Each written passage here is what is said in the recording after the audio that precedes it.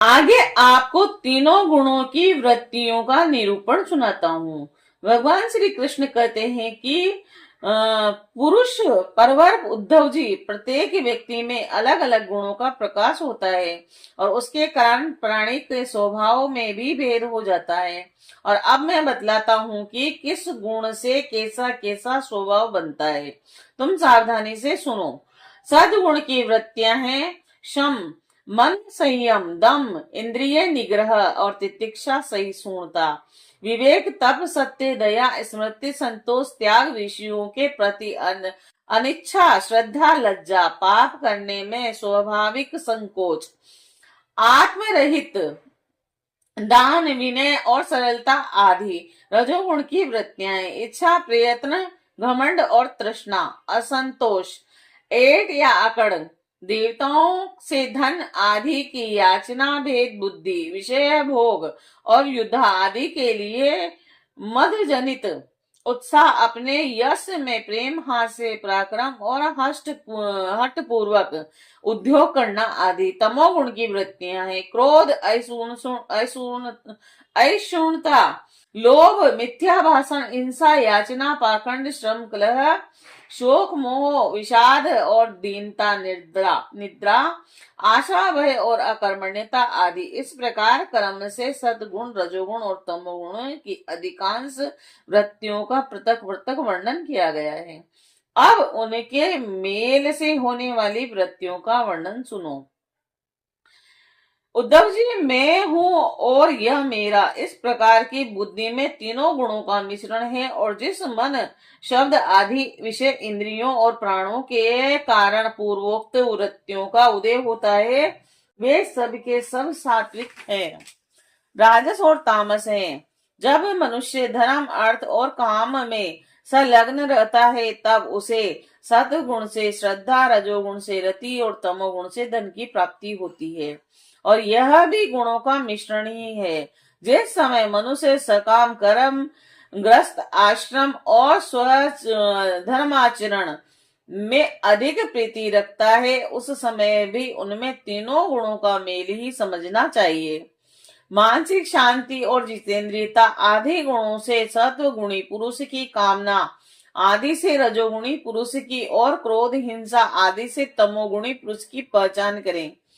पुरुष हो चाहे स्त्री, जब वह निष्काम होकर अपने नित्य नैमित्तिक कर्मों द्वारा मेरी आराधना करे तब उसे सत्व गुणी जानना चाहिए। सकाम भाव से अपने कर्मों के द्वारा मेरा भजन पूजन करने वाला रजोगुणी है और जो अपने शत्रु की मृत्यु आदि के लिए मेरा भजन पूजन करे उसे तमोगुणी समझना चाहिए।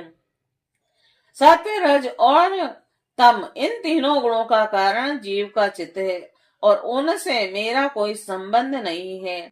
इन्हीं गुणों के द्वारा से जीव शरीर अथवा धन आदि में आसक्त होकर बंधन में पड़ जाता है। सत्व गुण प्रकाशक, निर्मल और शांत है और जिस समय वह रजोगुण और तमोगुण को दबाकर बढ़ाता है उस समय पुरुष सुख, धर्म और ज्ञान आदि का भाजन हो जाता है। रजोगुण भेद बुद्धि का कारण है और उसका स्वभाव है आसक्ति और प्रवृत्ति। जिस समय तमोगुण और सत्व गुण को दबाकर रजोगुण बढ़ता है उसी समय मनुष्य दुख, कर्म, यश और लक्ष्मी से संपन्न होता है। तमोगुण का स्वरूप है अज्ञान और उसका स्वभाव है आलस और बुद्धि की मूढ़ता और जब वह बढ़कर सत्य गुण और रजोगुण को दबा लेता है तब प्राणी तरह तरह की आशाएं करता है, शोक मोह में पड़ जाता है, हिंसा करने लगता है अथवा निद्रा आलस के वशीभूत होकर पड़ जाता है। जब चित्त प्रसन्न हो, इंद्रियां शांत हो, देह निर्भय हो और मन में आसक्ति न हो तब सत्व गुण की वृद्धि समझनी चाहिए और सत्व गुण मेरी प्राप्ति का साधन है। जब काम करते करते जीव की बुद्धि चंचल, ज्ञानेन्द्रियां असंतुष्ट, कर्मेंद्रियां विकार युक्त, मन और भ्रांत और शरीर अस्वस्थ हो जाए तब समझना चाहिए कि रजोगुण और पकड़ रहा है। अब चित्त ज्ञानेन्द्रियों के द्वारा शब्द आदि विषयों को ठीक ठीक समझने में असमर्थ हो जाए और खिन्न होकर लीन होने लगे मन सूना सा हो जाए तथा अज्ञान और विषाद की वृद्धि हो, तब समझना चाहिए कि तमोगुण बुद्धि पर है। और उद्धव जी, सत्व गुण के बढ़ने पर देवताओं का, रजोगुण के बढ़ने पर असुरों का और तमोगुण के बढ़ने पर राक्षसों का बल बढ़ता है।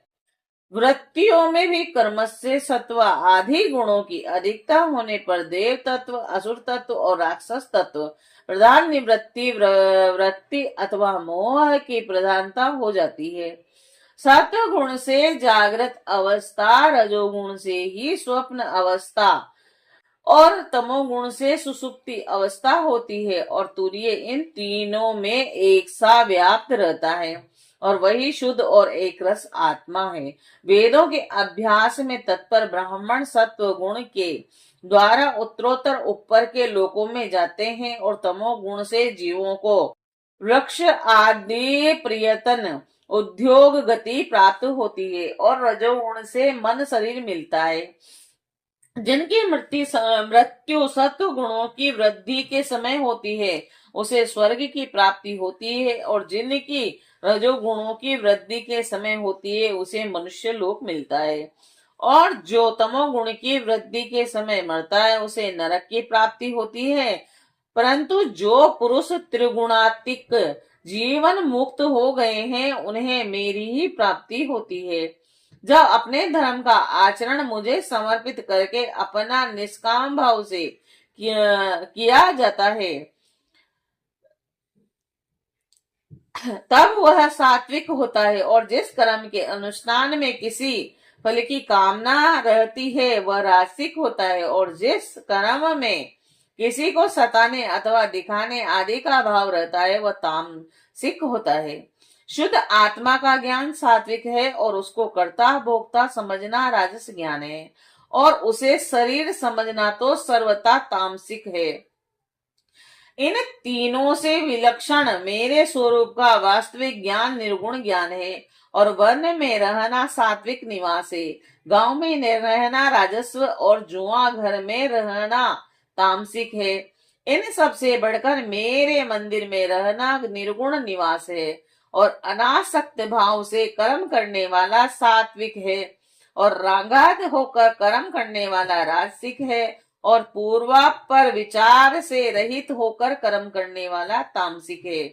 इनके अतिरिक्त जो पुरुष केवल मेरी शरण में रहकर बिना अहंकार के कर्म करता है वह निर्गुण करता है, और आत्मज्ञान विषयक श्रद्धा सात्विक श्रद्धा है, कर्म विषयक श्रद्धा राजस है, और जो श्रद्धा अधर्म में होती है वह तामस है, तथा मेरी सेवा में जो श्रद्धा है वह निर्गुण श्रद्धा है।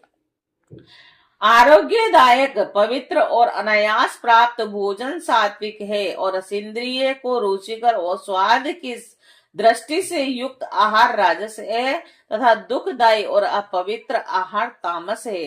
अंतर मूर्खता से आत्मचिंतन से प्राप्त होने वाला सुख सात्विक है, और बहिर्मुखता से विषयों के प्राप्त होने वाला राजस है, तथा अज्ञान और दीनता से प्राप्त होने वाला सुख तामस है। और जो सुख मुझसे मिलता है वह तो गुणातीत और अप्राकृत है। उद्धव जी, द्रव्य यानी वस्तु और देश यानी स्थान, फल काल ज्ञान कर्म कर्ता श्रद्धा अवस्था देव और मनुष्य त्रियगाति शरीर और निष्ठा सभी गुणात्मक है, और नर रतन पुरुष और प्रकृति के आश्रित जितने भी भाव हैं सभी गुणमय हैं। वे चाहे नेत्र आदि इंद्रियों से अनुभव किए हुए हों और शास्त्रों के द्वारा लोकांतरों के संबंध में सुने गए हों, अथवा बुद्धि के द्वारा सोचे विचारे गए हों, या जीव को जितनी भी योनियां अथवा गतियां प्राप्त होती है वे सब उनके गुणों और कर्मों के अनुसार होती है। ये सौम्य सबके सब गुण चित्त से ही संबंध रखते हैं, और इसीलिए जीव इन्हें अनायास ही जीत सकता है, और जीव उन पर विजय प्राप्त कर लेता है। वह भक्ति योग के द्वारा मुझे ही परिनिष्ठ हो जाता है, अतः मेरा वास्तविक स्वरूप, जिसे मोक्ष भी कहते हैं, प्राप्त कर लेता है। यह मनुष्य शरीर बहुत ही दुर्बल है और इसी शरीर में तत्व ज्ञान और उसमें निष्ठा स्वरूप विज्ञान की प्राप्ति संभव है। इसीलिए इसे पाकर बुद्धिमान पुरुषों को गुणों की आसक्ति हटाकर मेरा भजन करना चाहिए। विचारशील पुरुषों को चाहिए कि बड़ी सावधानी से सत्व गुण के सेवन से रजोगुण तथा तमोगुण जीत लें और इंद्रियों को वश में कर लें और मेरे स्वरूप को समझकर मेरे भजन में लग जाएं। आसक्ति को लेश मात्र भी न रहने दें और योग युक्ति से चित्त वृत्तियों को शांत करके निरपेक्षता के द्वारा सत्य गुण पर भी विजय प्राप्त कर लें और इस प्रकार गुणों से मुक्त होकर जीव अपने जीव भाव को छोड़ देता है और मुझ से एक हो जाता है। जीव लिंग शरीर रूप अपनी उपाधि जीव तत्व से तथा अंतकरण में उदय होने वाले सात्विक गुणों की वृत्तियों से मुक्त होकर मुझ ब्रह्मा की अनुभूति से एक तत्वदर्शी से पूर्ण हो जाता है और फिर ब्रह्मा और आंतरिक किसी भी विषय में नहीं जा सकता। जय श्री राधे।